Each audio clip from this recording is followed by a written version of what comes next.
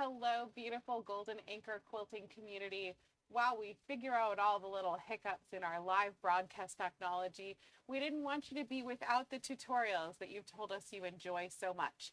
My name is Louisa Grindle. I own Golden Anchor Quilting in Claremont, New Hampshire with my husband, Darren Grindle, who is our long-armed quilter.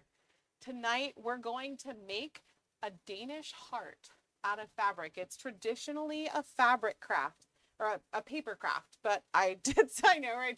Darren's laughing at me. So it's traditionally a paper craft, but I did a little bit of tweaking and figuring and figured out how to make it out of fabric. And then you can open it up and it becomes a little gift basket carrying that you can give a Valentine gift in.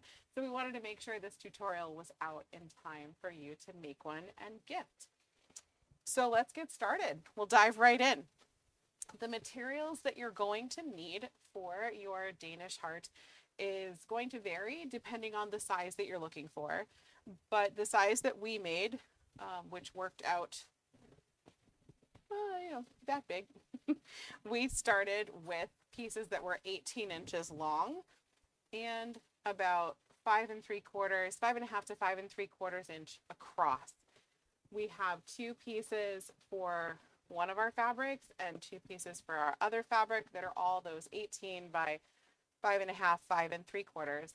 And then we have four pieces of a Heat'n'Bond Lite, which is a double-sided fusible. You could probably also do this with Wonder Under, which is another double-sided fusible, or any other double-sided fusible that's lightweight enough that you can really manipulate it when you get ready to do the weaving part of this, but sticky enough to create a really permanent bond between the two layers of fabric. And what you're going to do to get started is take all four of your pieces and fuse them onto one side of whatever fusible you choose to use. So we've done that here. And you would just follow the manufacturer's instructions for whatever fusible you choose to make this project with and get it fused onto one side of your fabric. And if it's a double-sided fusible, then it typically has a paper backing. So then you peel off the paper backing for both of those pieces with their fusible attached. Get rid of the paper, or you could use it for something else if you're, if you're going to hoard things like that. You can keep the paper and maybe do something creative with it. And then put the two sticky sides together. And this is a step that's not really necessary when you're using paper to make a Danish heart, but I found the fabric ones to be much sturdier with the fused double layer. So then, again, following manufacturer's instructions for how long you press, what temperature your iron should be on. And if you weren't so precise with your fusible cutting, this would be a good moment to potentially use a sheet of applique pressing paper or a Teflon applique pressing sheet that would protect both your iron from the sticky side and your pressing mat from the sticky side, the second fusible side of your fusible interfacing. And then most of the fusible interfacings do recommend that you allow the piece to cool before you start manipulating it or messing with it. I'm just going to give this one more rundown to make sure it's stuck really well. And you want to do this with pressing, not ironing. So you don't want to be sliding your iron across something like this. You want to be lifting and pressing so you don't shift the fabrics and the interfacing. And then once you've got this set fused, you would do the same thing with your other fabrics. And fusibles like Heat'n'Bond and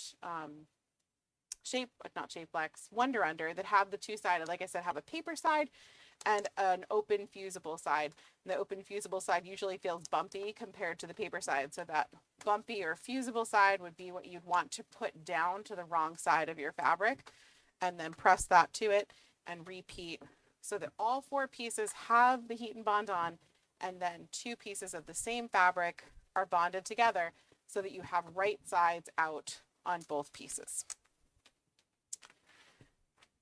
And your next step is going to be to get to this stage here. So in order to get to this stage, you're going to fold that long piece in half and give it a good crease. I actually pressed that crease into place on mine. And then to make sure that my piece stayed folded at that spot as I manipulate it and weave it across with the other piece of fabric, I did a straight stitch across that crease just to give it, it's kind of like scoring paper when you sew a straight line across the crease part. So darling, we can come back over here. And those of you who've been watching our channel before may have noticed that we have a different machine in the studio tonight. This is a Sears Kenmore. It's a model 148, 13110. It is an oldie but goodie, and it is for sale here in the shop. We thought we would start introducing you to some of the machines that we have available and start sewing on a variety. So this is our first variety sewing moment where we're going to show you a machine that is available for sale. So this is, I mean, you can hear her. She kind of purrs. She's metal. She's hefty and rugged, and will keep sewing for many years to come. It's been recently serviced through our service department, and it's available here for just $150. So you straight sew across there to get that crease really grounded and centered in there. And then you're going to need some clips or some pins, whichever you prefer. And you're going to clip, we want to go back to overhead. Wonderful. We're going to clip all the way around so that it'll stay. Oh, I got ahead of myself. Don't clip yet. Don't clip yet. You're going to get your ruler. And when I said earlier that your pieces are, your size of your pieces that you start with are going to vary, that's because depending on what finished size heart you want to end up with, your piece will vary.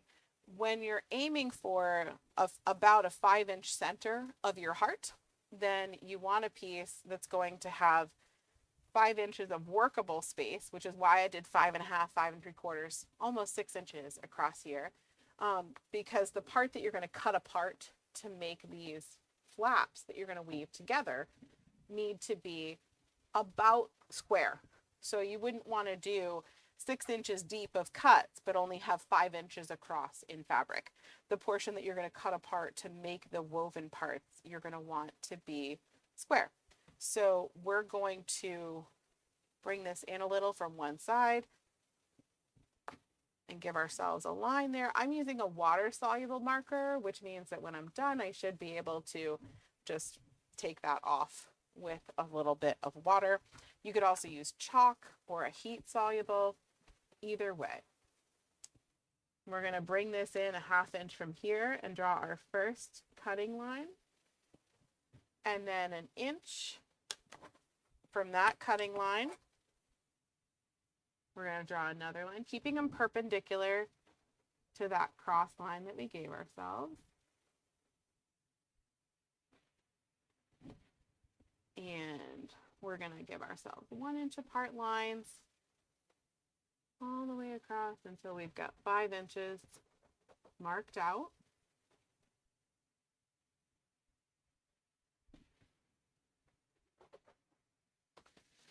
We've got 1, 2, 3, 4. We need one more. Probably should have made the sample with white fabric or something. Everybody could see really easily, but you know, why make it easy? All right, so once you've got those lines drawn, that's when you're going to clip.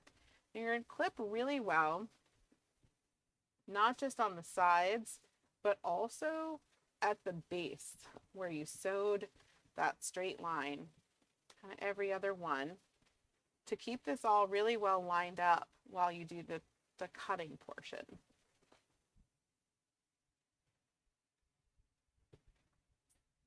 And then we found a bunch of templates that worked really well for making the rounded portion that's going to make your heart.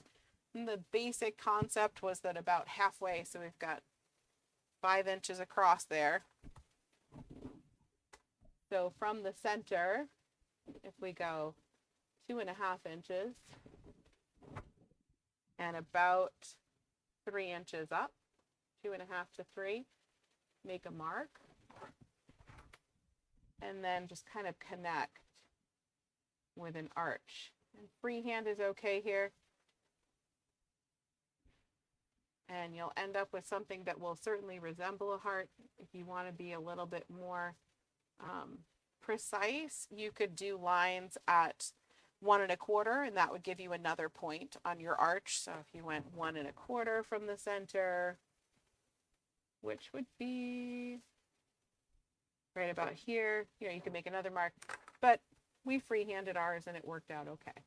So you just get that arch there for the top part of your heart. Now this is the part where I wanted to share with you. We found some pretty cool templates. Papa, can they see that on the screen? Okay. So these are some of the really cool variations that you can make of the basic Danish heart. We're just teaching you this one here, which is straight lines that are cut equidistant from each other, 1 inch apart. There's all of these fun cutting methods, and we'll link where we found this template in the description of the video so that you can go print this out if you want to play with some of the other variations to make something that looks like a shamrock, a heart and a heart, all these fun, funky things. Just a lot of variability depending on how much you want to play with the cuts you make. But we're keeping it simple for the demo, but we wanted you to know how cool and fun they can be with a little bit of creative cutting. I've got my favorite, my Guggenheims, and they're my super sharp cutting fabric scissors, and that's what you want. You do not want a dull pair of scissors for this. You want it to be sharp and precise. And you're just going to cut up the straight lines that you drew 1 inch apart until you get to that cross line, and you're going to cut all of those apart. And then you can shift your clips so that you can cut these.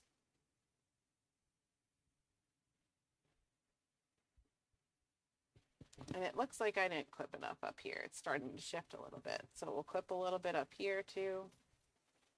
I'm not much of a clipper or a pinner. If you have sewn with me here in the shop, you know I go kind of rogue, lots of ish. But in this case, you really want those cuts to line up. So you do want to go ahead and clip.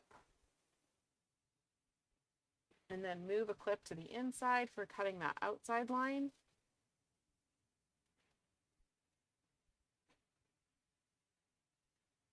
We just found out today we've got some snow coming our way. We're hoping it's not so much that it interrupts anything. Us New Englanders, we're pretty hardy. We're likely to just keep driving. But we're hoping the snow doesn't interrupt life too much here. And then you can take all of the clips off. And you're going to repeat that process so that you have 2 heart pieces, 2 half heart pieces like this of your 2 fabrics. Fuse them to a double-sided fusible and then fuse that to each other so you have right sides of your fabric out on both sides of your fabric. And then your lines are drawn and you've cut it apart. You can, at this moment, just go ahead and weave these together and create a basket. That's what I did with this one. I didn't do any additional sewing or tacking down. And this has been put together for about a month now. And I noticed that it was starting to kind of, you know, even though it's fused and stuck to each other, the edges were starting to get a little fray and a little, I wasn't really happy with it. So on the next one that I made, I took the time to actually zigzag around the whole outside and around all of the parts and pieces in between. So I'm going to show you that zigzag and give you an idea of what putting that zigzag in place looks like. But if you wanted to, you could make the choice to just skip the sewing part here and weave these together. We're going to do a little bit of the sewing demonstration and then weave these 2 together so that everybody can see how that works. But you really could make the choice at this moment of whether you wanted to do that or not. I'm going to change the settings over here on this machine so that we can add some zigzag.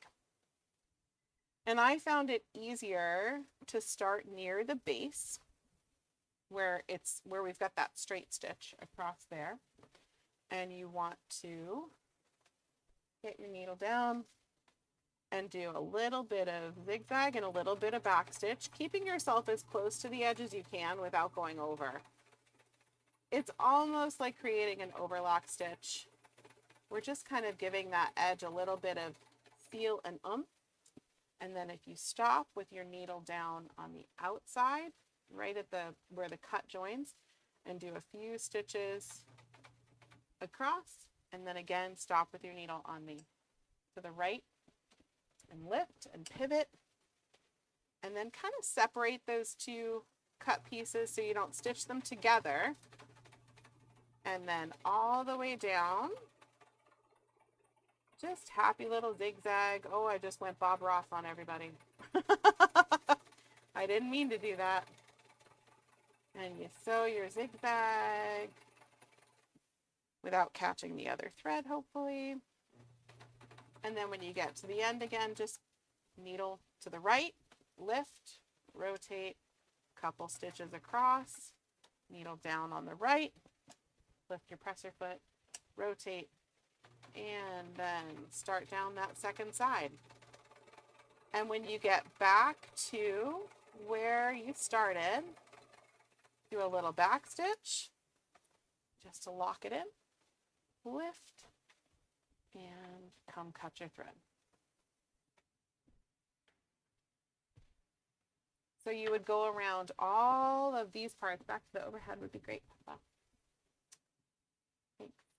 Go around all of those inner openings, and then once around the whole outside on both of your pieces. And then you have this.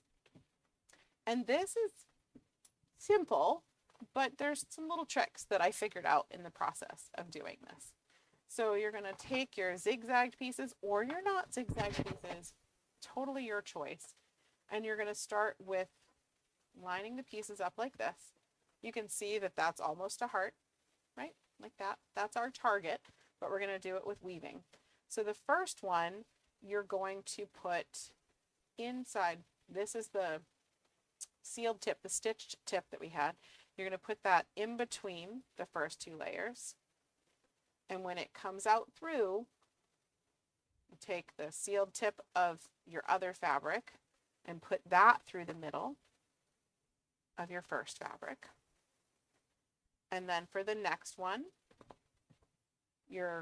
let's call this fabric 1 and fabric 2. So your fabric 1 is going to go inside your fabric 2, and then your fabric 2 is going to go inside your fabric 1, and then your fabric 1 is going to go inside your fabric 2, across like that. And to make sure that the rest of this isn't really hard, it's worth taking a moment to get that first row of weaving really well tucked up in there. And I put a clip here and a clip here so that that's pretty well secure while I keep going with my weaving. And then your second one, where the first time we put the fabric 1 in through here, instead we're going to put fabric 2 through the middle of fabric 1. And then you can start to see that we're creating that weaving. So that one where fabric 1 was on the outside, we're going to put it on the inside. And then I bet you can guess what's going to happen here. Fabric 2 is going to go through fabric 1, and then fabric 1 through fabric 2. And then at the end, you kind of got to scooch this over, kind of pull it through. See how I create a little wiggle there? And that's okay. You can straighten that out later to make enough room for fabric 2 to slide through fabric 1. And then take the time to scooch that up until it's right up against the first line of weaving that you did. And then go ahead and add a clip out here. And then for your third row, you're going to put fabric 2 through fabric 1, fabric, whoops, haha, got myself mixed up, fabric 1 through fabric 2. See, if we were live, someone would have pointed out in the chat that I had done that wrong. I missed the live. We'll get back to it. And then we're going to put 2 through 1, and then 1 through 2, and then 2 through 1.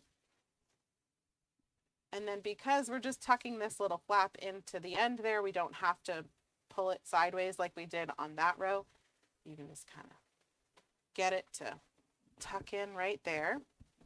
And then again, clip it in place. These last 2 rows get a little bit, they get a little bit tight, but it's okay. It's fabric, so you can move it and shift it around. So we've got fabric 2 through fabric 1. And I found it easier to do the 4th and 5th rows together. So I'm going to slide that one through right there.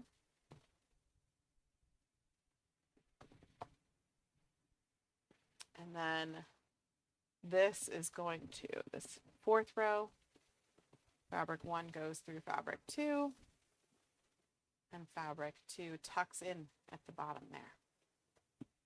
And then here, pulling it through there. And then, of course, this 5th row, fabric 1 needs to go through the middle there. Thread it through. Keep pulling them up, scooching them over.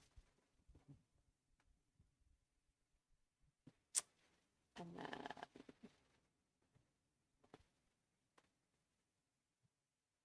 just keep alternating. This is one of those videos that I wish I could figure out how to do time lapse for, so you all didn't have to watch me struggle, but that's okay. And then this last spot on row 4, fabric 2 is going to go through.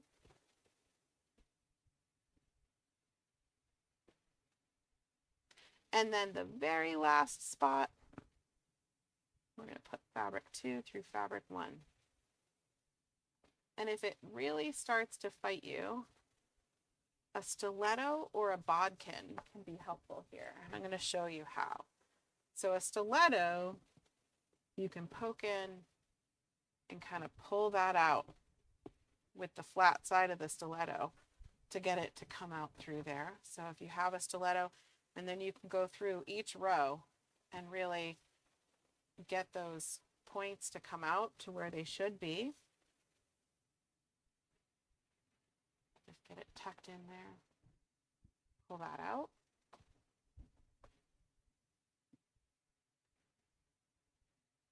And then because we clipped this side, they all stayed pretty well.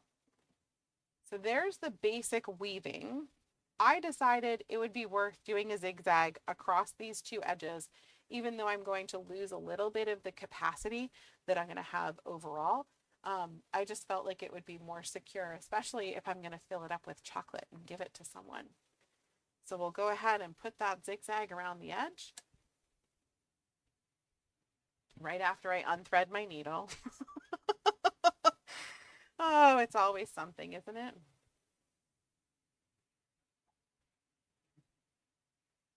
And I've got it wrapped up here. Wow, I did a number on it. Okay, so because we learned from Jean that we should pull down through the thread path and not up through the thread path, we're going to make it possible to do that here. We're just going to pull down through so we don't get threads stuck in those uptake levers. Okay, I'm going to bring the thread back here and go ahead and thread this beauty up. If you have a machine where the uptake lever, or where the this comes up top, if you fold the thread in half and kind of give it a little twist, you make a little thread needle to thread through there, versus the machines where you just kind of make a U-turn there. You actually have to thread it through there. can be helpful to fold the thread in half and give it a little twist to make a needle out of the thread. And then when you're threading a needle, if you don't have an automatic needle threader, putting your finger behind the eye of the needle can make the eye of the needle stand out better rather than just having the metal, silver metal with no distinct coloration. You might be able to see the eye of the needle a little bit better if you do that. We like to include tips in every video. All right.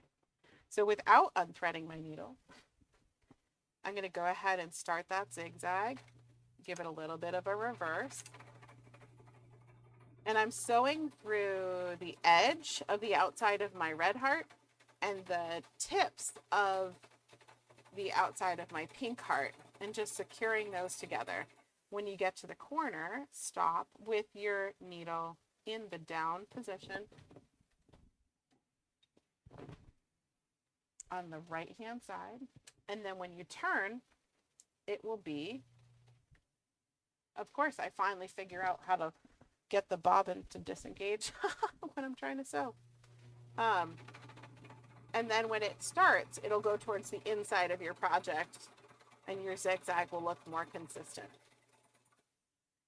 And I'm going to backstitch when I get to the end of that join again, just to secure it. Like I said, fill it with chocolates, give it lots of space, lots of security to hold all the chocolates. And we're almost done. The last step is to secure a ribbon of some sort to give it a little handle. And I like to tuck the ribbon in between the two layers.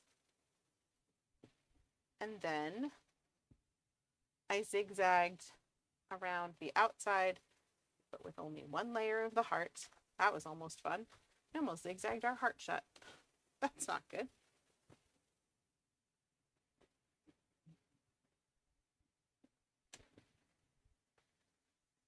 So just zigzag with a little back stitch.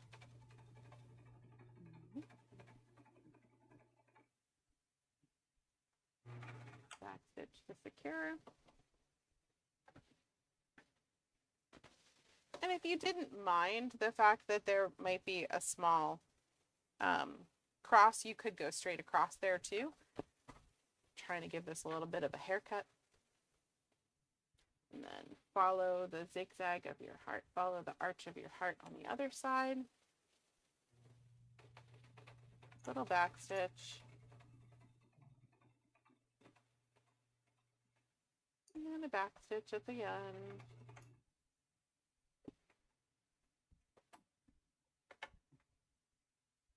And I'll do haircuts later, so you guys don't have to stay with me for that. And then you fold over the ribbon. Again, tuck it in between those two layers. Zigzag on the curve of the heart.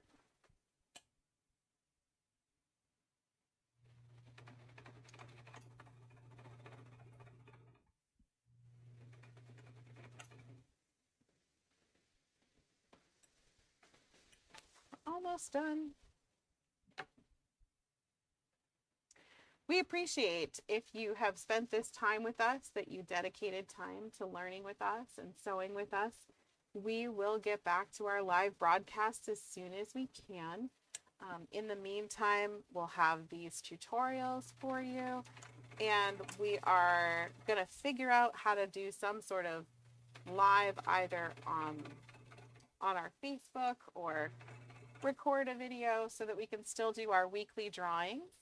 And we're going to figure out a way to give away our samples too, like we did when we did our lives. Perhaps it'll be something about commenting on the video. This week, we just needed to get our feet back under us and figure out how to do the pre-recorded tutorials. I think we're hoping that this will work. We're hoping that you enjoyed it. While you're here, remember to like our videos and subscribe to our channel, share our videos with other people, and hopefully learn something new. And if we go back up here, Papa is my husband, Darren. He's on cameras today. We hope that you had fun. We hope that you enjoy making Danish hearts. If you get to a place where you're playing with some of those other patterns, or even if you just make one of the basic Danish hearts like we did here, we would love to see photos and celebrations of those either here in the comments or on our Facebook page, Golden Anchor Quilting on Facebook. And until the next time we see you, we cannot wait to see your smiling face. We look forward to when you come here and we can give you a hug and celebrate all the creative wonderfulness that is you. Come see us at Golden Anchor Quilting, where community is the fabric of our dreams.